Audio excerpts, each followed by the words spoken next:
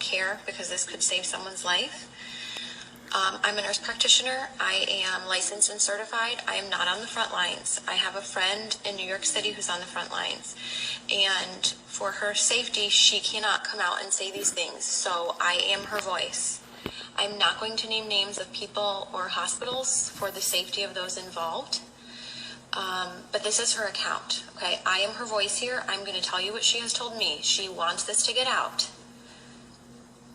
Now, I'm sure this is not the case everywhere. I'm confident. I have friends that are in other places. They're on the front lines. They're in ICU. And it's not like this everywhere. But in New York City right now, in some of the hospitals, this is what is going on. People are sick, but they don't have to stay sick. They are killing them. They are not helping them. She used the word murder, coming from a nurse who went to New York City expecting to help. Patients are left to rot and die. Her words. She has never seen so much neglect. No one cares.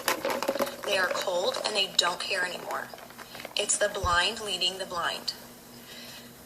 Now, a couple of weeks ago, I was on with some nurse friends of mine, and we were discussing different medications that could be used to potentially help people. Doctors who were reporting around the country that they were using a combination of medications that were helping people. People were not dying when they were on these medications. They were getting better. Those medications are not being used in hospitals in New York City. What is happening is that they're putting people on nasal cannula. If they require more than 6 liters of nasal cannula, they get intubated, they go on the vent, or they get trached if there's not enough vents. They don't get high flow, no non-rebreather, no non-invasive ventilation, no CPAP, no BiPAP. They're on a closed system, the ventilator, versus a CPAP or a BiPAP for fear that it will spread the virus. Which, by the way, I know a nurse in Florida who was fired for exposing that about CPAP and BiPAP and patients being put on the ventilator, like straight away to the ventilator, to be on a closed system. The patients don't know any better. They don't have family with them. There is no one there with them to advocate for them. So they are scared and they give consent. The ventilators have high PEEP, high pressure, which then causes barotrauma. It causes trauma to the lungs. Dr.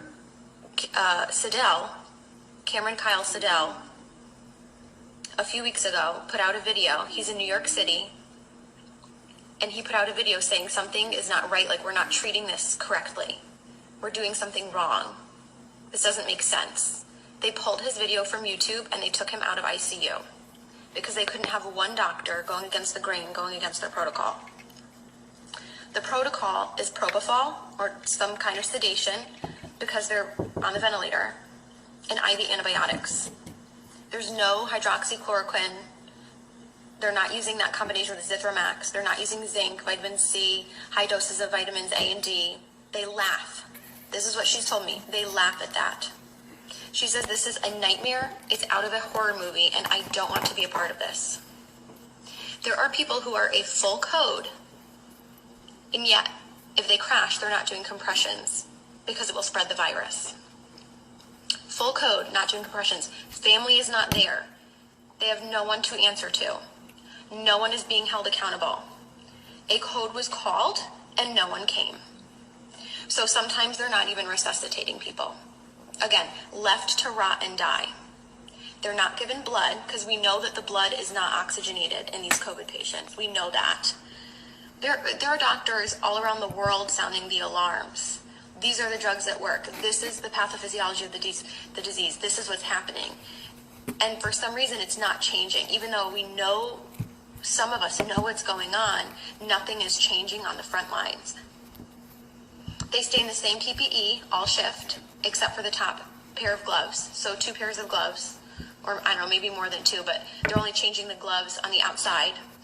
Gown, mask, whatever else stays the same because all patients are COVID patients. So if it's a COVID floor, it's all COVID, but it's not because some of them are rule out COVID. So even if they're rule out COVID and they're not COVID, they're going to get COVID because they're using the same PPE all shift and they're carrying that contamination to all of the patients. They're not changing their PPE. They're not going into rooms. So they're running long tubing into the room so that they can manage the tubing from outside of the rooms. So if they're not going into the rooms, that means they're not assessing the patients as frequently as you would be otherwise assessing your patients. They are not doing rapid result tests. You're lucky if you get results in 5 days. Okay, this is coming from my friend who is in New York City right now on assignment, who went there to help, and this is what she's finding. It's a horror movie, she says. Not because of the disease, but because of the way it's being handled. She said we need help, and people are sitting there waiting in the hotels. Money, I guess, is being paid for by FEMA, and yet they're still understaffed. And there are hundreds of people, hundreds of nurses in the hotels waiting to be called onto a shift. So there is manpower enough if the goal were to actually save people. But resources are not being utilized properly or to full capacity in a way that maximizes the patient benefit or improves the outcomes. The records and charting are crap. And now some of these hospitals in New York City are probably crappy on a good day. So you add in the fear of COVID and the fear of the whole pandemic and forget it. So if you're in a crappy hospital with crappy nurses, let's face it, all of us nurses have worked with crappy nurses before who don't care. So now you add in this, forget it. And they're having people do things that they can't do. So maybe things that they're not proficient in. So maybe a nurse who's not familiar or comfortable with using a ventilator. And it's that figure it out mentality. Figure it out. These patients are critical and they're crashing, figure it out. So nurses are being celebrated as heroes, right? We see how like the fire trucks and the police are like lining up and practically having these parades and celebrating them as heroes. And don't get me wrong, I'm sure in some parts of the country and other ICUs, I have friends that are working on the front lines in ICU and they are good nurses and some of them are heroes. But we have nurses being celebrated as heroes who are killing people. They're not heroes. And they're being brainwashed to think they're doing something great just by going to work because they're brave enough to go to work. Well, what are you doing at work? You're certainly not saving people if you're not even running codes. You're not even going into patient rooms. You're a coward. You're hurting people. You're killing them. You're contributing to the problem. I know I'm going to get hate mail for this, and that's fine. Because people are dying who don't have to die. Again, there's no family there, so no one's being held accountable. And once these people get intubated, they're being scared into giving consent to be intubated, and then for a lot of them, it's over. And there's nobody going to be held accountable. And there's nobody looking out for them. They are completely by themselves. There's like a total lack of critical thinking. It's out the window. And people are scared to speak up. And one person alone isn't going to change the overall culture of a hospital or a system or a city. Like I said, Dr. Cameron Kyle Seidel's video was pulled from YouTube. And he was pulled from the ICU for sounding the alarm and going against the grain.